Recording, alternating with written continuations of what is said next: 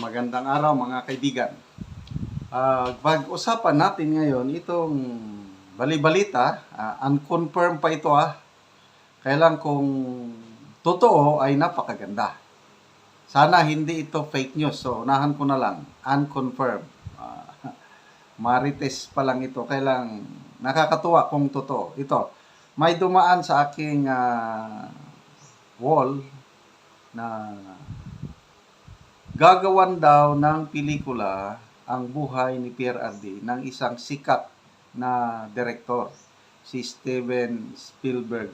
Grabe. Pakinggan lang muna natin post ito ni Francisca Jocelyn. Ito ho ang dahilan at resibo na maraming Grabe ho itong balitang ito, mga kababayan. Ito ho ang dahilan at resibo na maraming nagmamahal kay ex-President Duterte. Si Steven Spielberg, isa sa mga sikat at pinaka-maimpluwensyang tao sa Estados Unidos, isang direktor, ay gusto raw gumawa ng buhay, istorya ng buhay ni Tatay Diggs. Pambihira. Ang gaganap po daw dyan, mga kababayan, ay si Robert De Niro bilang Digong at kasama rin si Senator Padilla bilang si Johnny Depp. Baliktad no? Ayan ho, ang katunayan na lahat ay gagawin ng mga DDS. Grabe ho itong balitang ito, mga kababayan. Ito ho ang dahilan at resibo na maraming nagmamahal kay ex-President Duterte. Si Steven Spielberg, isa sa mga sikat at pinaka-maimpluwensyang tao sa Estados Unidos, isang direktor, ay gusto raw gumawa ng buhay, istorya ng buhay ni Tatay Diggs. Pambihira. Ang gaganap po daw dyan, mga kababayan, ay si Robert De Niro bilang Digong at kasama rin si Senator Padilla bilang si Johnny Depp. Baliktad no? Ayan ho, ang katunayan na lahat ay gagawin ng mga DDS. Sige, go! Okay, so sinearch ko sa Google kung totoo ba ito kasi mahirap yung fake news. Baka biktima lang tayo ng fake news nito. Merong isang Facebook post, Facebook The Visuals, 6 days ago. Steven Spielberg gagawing pelikula ang buhay ni Tatay Digong. Breaking news.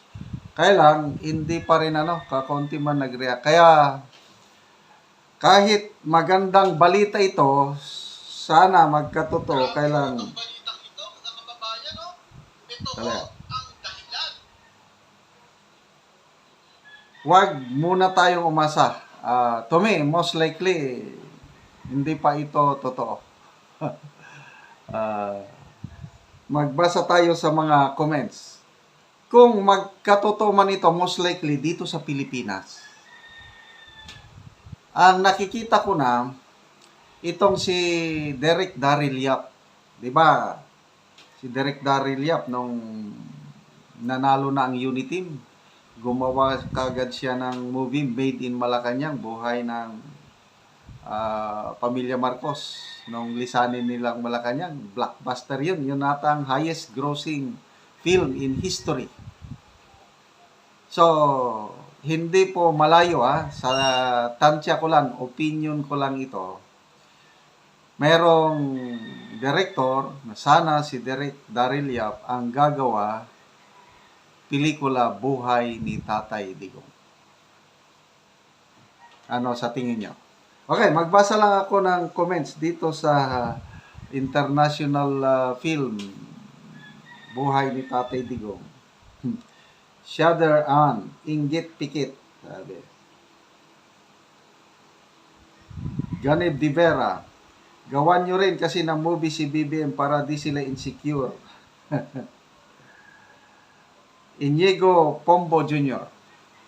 Blockbuster yan worldwide kapag nagkatotoo. Mangyari nawa matapos bago ang 2028 election.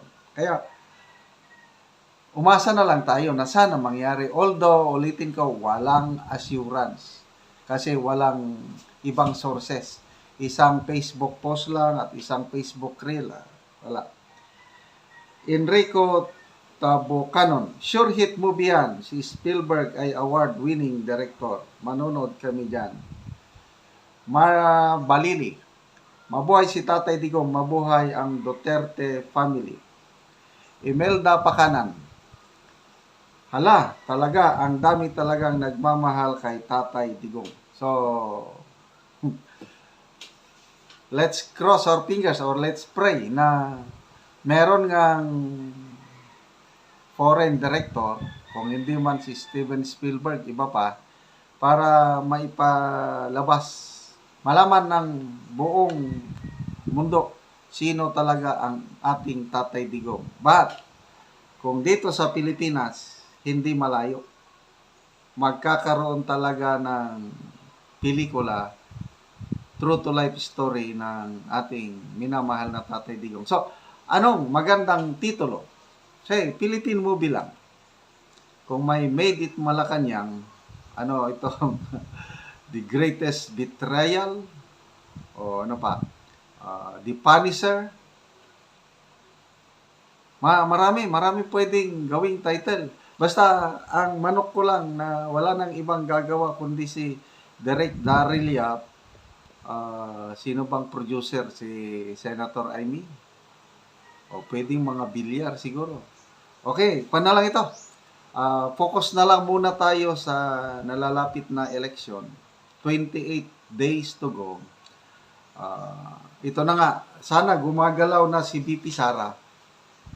Kasi 10 lang yung kandidato ng Duterte. Sayang din yung dalawa. So ako, naghintay ako, sino ba ang endorse ni VP Sara? Si Senator Padilla, inendorso niya na si Senator Amy. Kailang alanganin pa ako doon. Baka sila lang. Kung sino pong endorso ni VP Sara, yun ang idadagdag ko. Ang pinagpipilian ko, okay, isa yan si Senator Amy, Camille Villar, Hunasan, Rebillami, sino pa? Norberto Gonzales and Colonel Allen Capuyan. Yun po ang pinagpipilian ko sa idadagdag kong dalawa. Sana, para hindi ako mahirapan, mag-endorso na lang si VP Inday Sara. Okay, salamat mga kaibigan sa inyong pagsubaybay sa ating channel. Nakakatulong kayo ng malaki sa tribong Talandig sa Bukidnon dahil ang sweldo natin sa channel na ito is pantulong sa tribo. Namimigay tayo ngayon ng mga yero at pako para ma-repair ang sira-sirang bahay ng tribong Talandig. Panoorin nyo ang video na ito.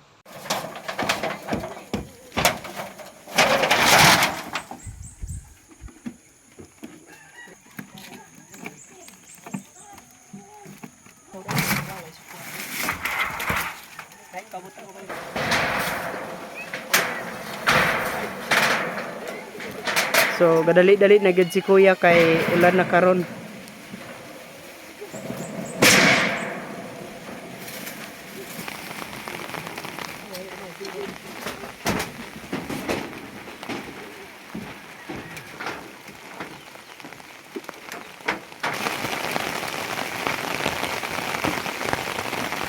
Gadali-dali si Kuya nga ulan kay at least daw nga natakaano gero ug makaatop na siya.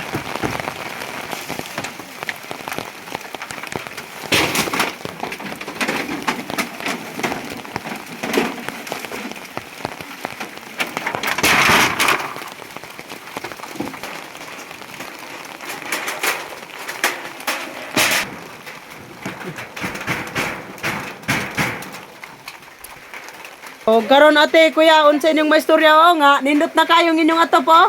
Akong istorya nga salamat kaya sa Ginoo ug nagtan-aw sa video nga hinabangan ko kuan ito kay problema man gud mi kung magulan kay Di na gid may kalungag. di na mi kalungan kung kuan kay ulan man.